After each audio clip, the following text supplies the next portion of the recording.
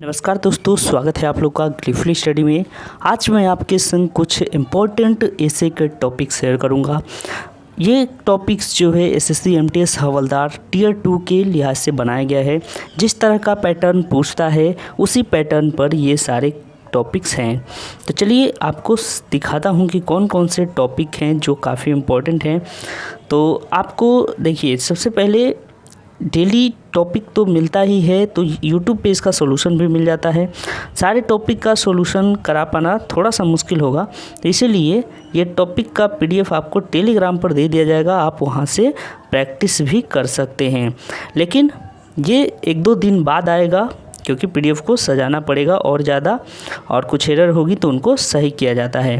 तो इसीलिए आप पहले इसको सारे टॉपिक को देख लीजिए या खुद लिख लीजिए, और नहीं तो फिर 1-2 दिन के बाद आपको पीडीएफ भी मिल जाएगा। ठीक है, चलिए ऐसे के इम्पोर्टेंट टॉपिक्स क्या क्या है इस बार के लिए तो वो समझते हैं। देखिए, ऊर्जा के गैर पारंपरिक स्रोत या फिर गैर परंपरागत स्रोत, ये एक इम्पॉर्टेंट टॉपिक हो सकता है। इससे जुड़ा हुआ और क्या पूछ सकता है, तो हो सकता है पूछ दे कि वायु ऊर्जा के बारे में बताइए, जल विद्युत के बारे में बताइए।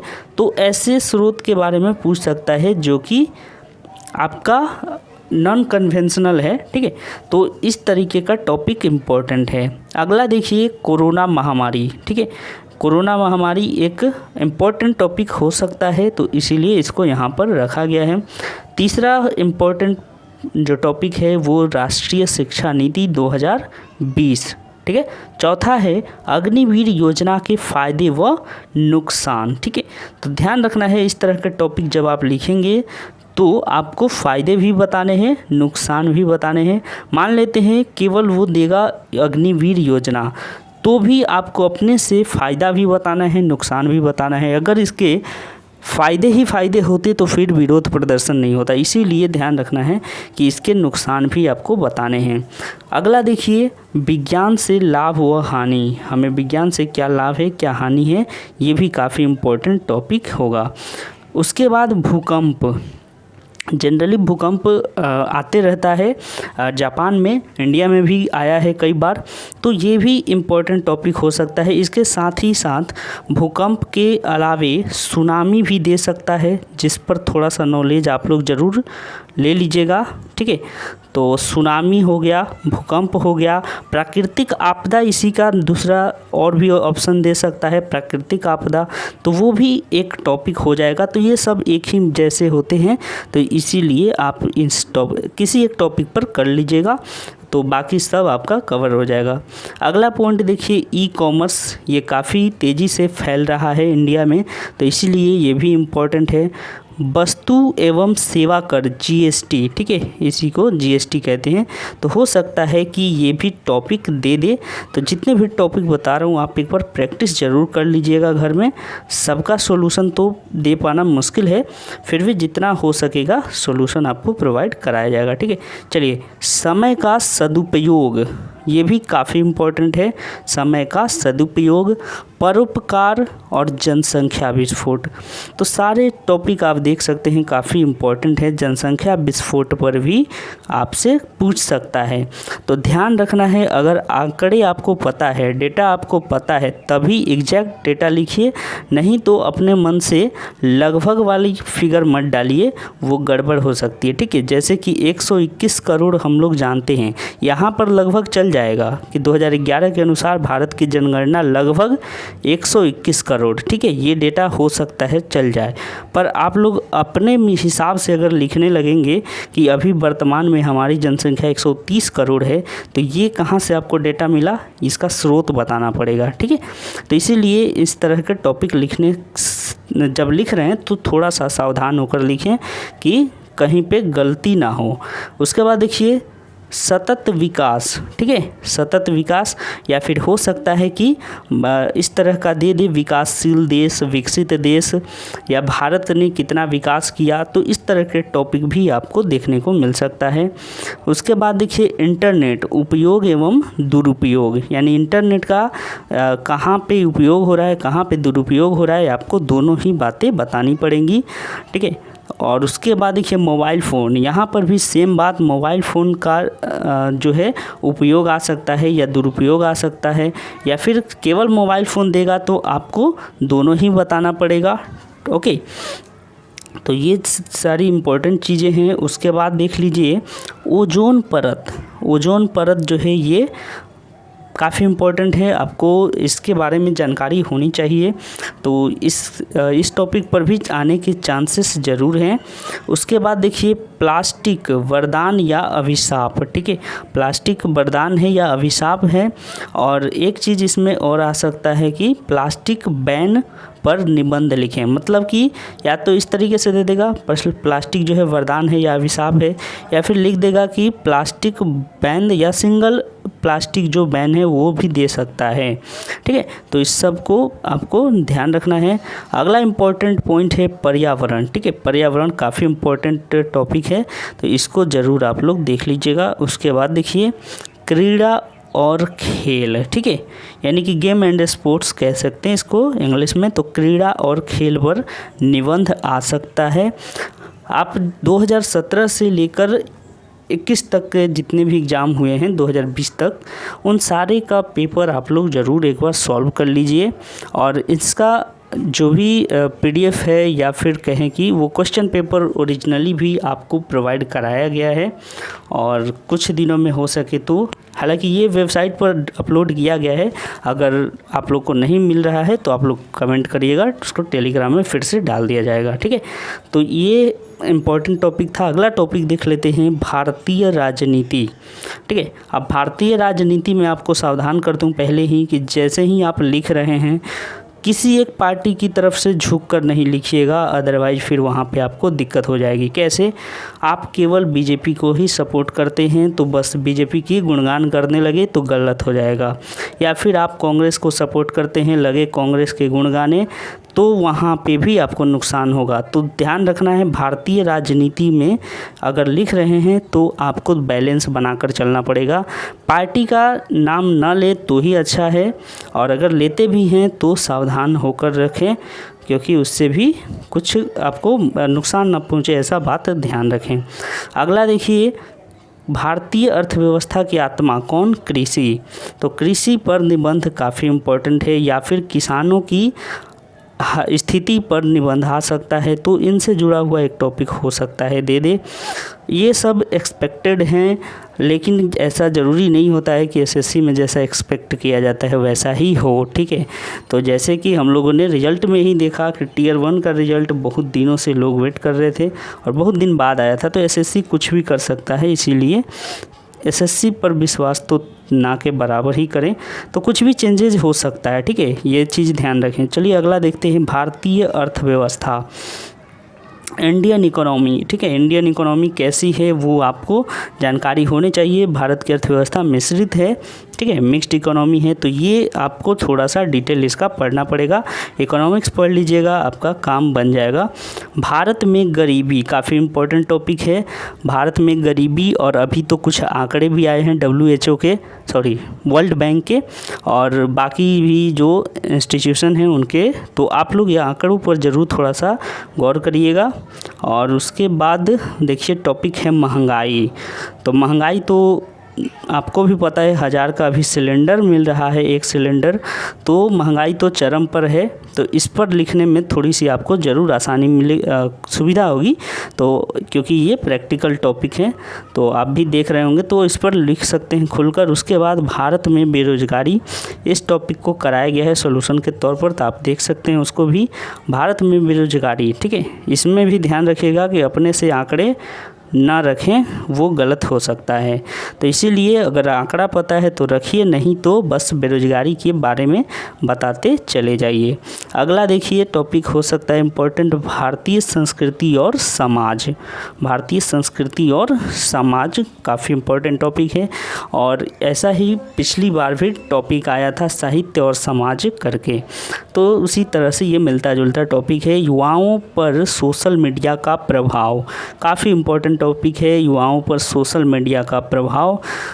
तो ज़्यादातर लोग फेसबुक और बाकी सोशल मीडिया प्लेटफॉर्म हैं उस पर डूबे रहते हैं, तो इसलिए ये काफ़ी इम्पोर्टेंट है। और मैं भी आपसे अनुरोध करूँगा कि ज़्यादा सोशल मीडिया का यूज ना करें, ठीक है। समय इम्पोर्टेंट है, उसको जितना हो सके उसको अपनी पढ़ाई में लगाइए और नौकरी लेकर जीवन को सफल बनाइए। चलिए अगला पॉइंट देखते हैं, शिक्षा का अधिकार। ये भी काफ़ी इम्पोर्टेंट टॉपिक हो सकता है, हो सके तो आ जाए ये इम्पोर्टेंट टॉपिक, शिक्षा का अधिकार, ठीक है। अगला देखिए, अगला टॉपिक है दहेज एक कुप्रथा। इस पर हम लोगों का सॉल्यूशन भी अवेलेबल है यूट्यूब पर, तो आप देख सकते हैं उसको। दहेज एक कुप्रथा काफ़ी इम्पोर्टेंट है। अगला देखिए, मेरा सबसे अच्छा दोस्त। अब इस तरह के टॉपिक भी देते रहता है एसएससी, तो एमटीएस लेवल है इसलिए इस तरह के टॉपिक आते हैं। सीएचएसएल और सीजीएल में करंट के ज़्यादा टॉपिक आते हैं, ठीक है। तो ये बात ध्यान रखिएगा कि एमटीएस में करंट वाले टॉपिक ना के बराबर आते हैं। आप पिछली बार का जितना भी एग्ज़ाम हुआ है उनका ट्रेंड देख सकते हैं। चलिए अगला देखते हैं, मेरा परिवार। ये इम्पोर्टेंट भी हो सकता है और इसी तरह का टॉपिक पूछता है। उसके बाद देखिए, अतुल्य भारत, ये पूछ सकता है। हरित क्रांति, ठीक है, हरित क्रांति के बारे में आप लोग जीके में पढ़ते होंगे, तो हरित क्रांति भी काफ़ी इम्पोर्टेंट है। स्वास्थ्य ही धन है, इस टॉपिक को कराया गया है सॉल्यूशन के तौर पर, तो ज़रूर इसको देख लीजिएगा यूट्यूब से। चलिए नेक्स्ट बात करेंगे, ठीक है। और अगर आपको पीडीएफ नहीं मिला है लेटर का इम्पोर्टेंट टॉपिक का, तो आप ज़रूर टेलीग्राम चैनल पर जाकर देखिए, मिल जाएगा। और टेलीग्राम ग्रुप भी है, वहाँ भी जुड़ सकते हैं, तो वहाँ से भी आपको कोई डाउट होगा तो ग्रुप में पूछिएगा, तो कुछ मेंबर एक्टिव रहते हैं, वो ज़रूर आपको आंसर कर देंगे। आगे देखिए, स्वच्छ भारत अभियान। तो हालांकि ये सीएचएसएल में एक बार आ चुका था, फिर भी हो सकता है कि एमटीएस में दे दे स्वच्छ भारत अभियान। तो इसका ज़रूर याद रखिएगा कि शुरुआत कौन से साल से हुई थी, कितने तारीख से हुई थी और इसका लक्ष्य कब तक था। ये 3-4 पॉइंट इसमें आपको याद रखने होंगे, ठीक है। अब देखिए अगला है भारत में पर्यटन, काफ़ी इम्पोर्टेंट ये भी है। उसके बाद देखिए अगला पॉइंट है एड्स, और फिर उसके बाद है बाल श्रम, इसके बाद है भ्रष्टाचार, ये भी काफ़ी इम्पोर्टेंट है। कन्या भ्रूण हत्या, ठीक है, इसका सॉल्यूशन आपको यूट्यूब चैनल पर मिल जाएगा। चलिए अगला देखिए, लिंग भेदभाव, ठीक है, लिंग भेदभाव। उसके बाद वायु प्रदूषण, ऊपर में हमने प्रदूषण शायद देखा था, तो यहाँ पे वायु प्रदूषण अगर आता है तो आप तीनों प्रदूषण को करके जाइए, ठीक है। तो उसमें से हो सकता है कोई एक आ जाए, और जनरली प्रदूषण के बारे में जानते हैं तो इन सब के बारे में लिख पाएंगे। अगला इम्पोर्टेंट पॉइंट है आतंकवाद, ठीक है। भारत आतंकवाद से जूझता रहता है, तो इसलिए ये भी काफ़ी इम्पोर्टेंट टॉपिक है, आप लोग इसको ज़रूर कर लीजिएगा, ठीक है। चलिए अगला देखिए, शहरीकरण। आपको भी पता है कि अब सब कोई चाहता है कि मेरा गांव भी शहर बन जाए, तो शहरीकरण से क्या नुकसान है, क्या फ़ायदे हैं, वो आपको बताने होंगे। तो ये भी एक काफ़ी इम्पोर्टेंट टॉपिक है। भारत में जल संरक्षण और प्रबंधन, तो जल संरक्षण और प्रबंधन कैसा है भारत में, वो आपको बताना है, ये टॉपिक भी अच्छा है। अब देखिए एक टॉपिक बाढ़ यहाँ पे है, तो हमने बताया था प्राकृतिक आपदा टॉपिक ही आ सकता है, तो उसमें आपका बाढ़ आ जाएगा, भूकंप आ जाएगा, सुनामी आ जाएगा, ये सब प्राकृतिक आपदाएं हैं, तो इन सब पर किसी एक पर टॉपिक दे सकता है, ठीक है। अब चलिए, मेरा शौक यानी कि माई हॉबी, इस पर भी हो सकता है निबंध आ जाए। उसके बाद अनुशासन, डिसिप्लिन, ठीक है, डिसिप्लिन पर हो सकता है आ जाए। अगला देखिए, मेरा पसंदीदा किताब, या फिर इसी को कुछ इस तरीके से बोलेगा, मेरा प्रिय पुस्तक, ठीक है, मेरा प्रिय पुस्तक। पिछली बार क्या दिया था, पिछली बार दिया था मेरा प्रिय कवि, तो इस बार पुस्तक से रिलेटेड हो सकता है दे दे, ठीक है। तो कुछ भी दे सकता है, हालांकि ये सब तो एक्सपेक्टेड हैं, लेकिन देने को कुछ भी दे सकता है। अगला देखिए, टेलीविज़न अच्छा या बुरा, ठीक है। उसके बाद है समाचार पत्र, समाचार पत्र पर हम लोगों ने निबंध देखा है, आप इसका सॉल्यूशन देख सकते हैं। उसके बाद देखिए लोकतंत्र, ठीक है, लोकतंत्र के फ़ायदे भी आ सकता है। नुकसान तो खास कुछ है नहीं नुकसान, लेकिन इसके टॉपिक इसी तरह दे देगा लोकतंत्र या फिर दे देगा भारत में लोकतंत्र, ठीक है। तो इस तरीके से टॉपिक दे सकता है। सूखा, बाढ़ हमने देखा था, अब यहाँ पे सूखा दिया है। सूखा क्या होता है? जब बारिश नहीं पड़ती है उस स्थिति को सूखा कहते हैं। फिर हो सकता है दिवाली दे दे, गणतंत्र दिवस दे दे, क्रिसमस दे दे, ठीक है। क्रिसमस, स्वतंत्रता दिवस, गांधी जयंती, ये सब टॉपिक भी देखने में छोटे लगते हैं पर कभी कभार इन पर भी दे देता है, ठीक है। तो ये सारे टॉपिक भी इम्पोर्टेंट हो सकते हैं। रक्षाबंधन, ये भी हो सकता है इम्पोर्टेंट हो, ओके, यानी कि आ सके, इम्पोर्टेंट तो है ही, आने के चांसेस इनके हैं, हो सकते हैं कि आ जाए। होली है, स्वतंत्र भारत में छात्रों की भूमिका, इस पर सॉल्यूशन आपको मिल जाएगा यूट्यूब चैनल पर। उसके बाद देखिए मेरा पसंदीदा खेल, ठीक है, मेरा पसंदीदा खेल काफ़ी इम्पोर्टेंट है। स्कूल पिकनिक, हो सकता है स्कूल पिकनिक के बारे में भी दे दे। अगला देखिए देशभक्ति, ठीक है, देशभक्ति के बारे में निबंध। तो देशभक्ति के बारे में किसी को बताने की ज़रूरत नहीं है क्योंकि सबके अंदर देशभक्ति भरी हुई है। तो ये ज़रूर आपके विचार से यानी आप इस पर लिख पाएंगे, वैसा कुछ दिक्कत उसमें होगा नहीं। अगला देखिए जल बचाओ जल जीवन बचाओ, जल बचाओ जीवन बचाओ या फिर जल ही जीवन है। इस टॉपिक का सॉल्यूशन आपको मिल जाएगा यूट्यूब पर, तो आप वहां से देख सकते हैं। और पीडीएफ आपको टेलीग्राम पर मिल जाएगा। ये सारे पीडीएफ अपलोड कर दिए गए हैं और कुछ कुछ के अपलोड नहीं है तो आप वेबसाइट से उसको डाउनलोड कर लीजिएगा, ओके। चलिए अगला देखिए है मोर या राष्ट्रीय पक्षी, ठीक है। तो इस तरह के छोटे टॉपिक भी दे देता है कभी कभार कि राष्ट्रीय पक्षी पर निबंध लिखें, तो इसको भी एक बार देखकर चले जाइएगा। अगला देखिए वन हमारे मूल्यवान संसाधन, ठीक है, वन पर आ सकता है, ठीक है। और पर्यावरण तो बता ही दिया, तो ध्यान रखिएगा कि वन कितने महत्वपूर्ण है हमारे लिए, वो टॉपिक दे सकता है। अगला है पुस्तकालय, ठीक है, पुस्तकालय के बारे में कैसे निबंध लिख सकते हैं, इसका सॉल्यूशन आपको यूट्यूब चैनल पर मिल जाएगा, तो एक बार जिसको ज़रूर देख कर जाइएगा। इसके बाद देखिए बेरोजगारी, ठीक है, हालांकि बेरोजगारी हमने भारत में बेरोजगारी ऊपर लिख दिया था, यहाँ पे बेरोजगारी है तो दोनों एक ही टॉपिक है। हाँ, अगर बेरोजगारी आता है तो भारत में नहीं, आपको विश्व स्तर पर सोचकर लिखना पड़ेगा, और भारत में बेरोजगारी देता है तो केवल भारत की ही बातें लिखनी होंगी। उसके बाद देखिए वृक्ष, वृक्ष या वन एक ही होता है, लेकिन वृक्ष पर थोड़ा सा निबंध अलग हो जाएगा और वन यानी कि वृक्षों का समूह हो जाता है, तो इसलिए थोड़ा थोड़ा इसमें अंतर है, ध्यान रखिएगा। उसके बाद यहाँ पर पुस्तकालय दो बार हो चुका है, ठीक है, तो इसको आप लोग हटा दीजिएगा, पुस्तकालय 2 बार हो गया है। और उसके बाद देखिए भारत में बेरोजगारी, तो हमने देखा अभी भारत में बेरोजगारी या बेरोजगारी एक ही बात है। मेरी दिनचर्या यानी मेरा डेली रूटीन, ये काफ़ी इम्पोर्टेंट है, डेली रूटीन, ओके। तो डेली रूटीन को भी प्रैक्टिस कर लीजिएगा। किसान या फिर भारतीय किसान, भारतीय किसान जो है ये इम्पोर्टेंट है, हो सकता है दे दे, और इसका सॉल्यूशन आपको मिल जाएगा यूट्यूब चैनल पर, ठीक है। अभी हाल ही की ये डाली गई वीडियो है, तो आपको मिल जाएगा आसानी से। उसके बाद देखिए एक आदर्श छात्र यानी कि एन आइडल स्टूडेंट, कैसा होता है एक आदर्श छात्र, ये आपको लिखना पड़ेगा। और एक भारतीय गांव, ठीक है, तो ये सब टॉपिक काफ़ी इम्पोर्टेंट हैं। उसके बाद ईमानदारी, या फिर देख सकता है कि honesty is the best policy, वो इंग्लिश में हो सकता है, उसी को हिंदी में ईमानदारी करके दे देगा। उसके बाद देखिए जहाँ चाह है वहाँ राह है, ठीक है, तो ये भी इम्पोर्टेंट टॉपिक है।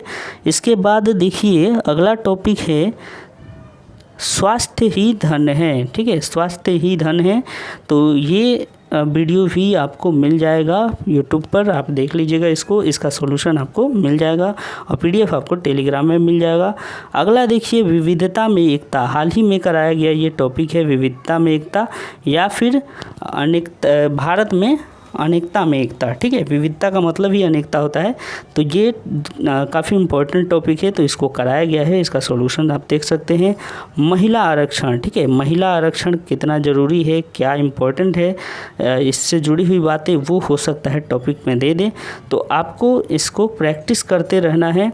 और ये सब कुछ जितने भी टॉपिक कराए गए हैं एक्सपेक्टेड है, संभावना है कि आ सके और ऐसा भी होगा कि नहीं भी आएगा, ठीक है, तो आपको कम से कम इतना कर लेंगे तो एक कॉन्फिडेंस आ जाएगा और फिर किसी भी टॉपिक पर आप लिख पाएंगे।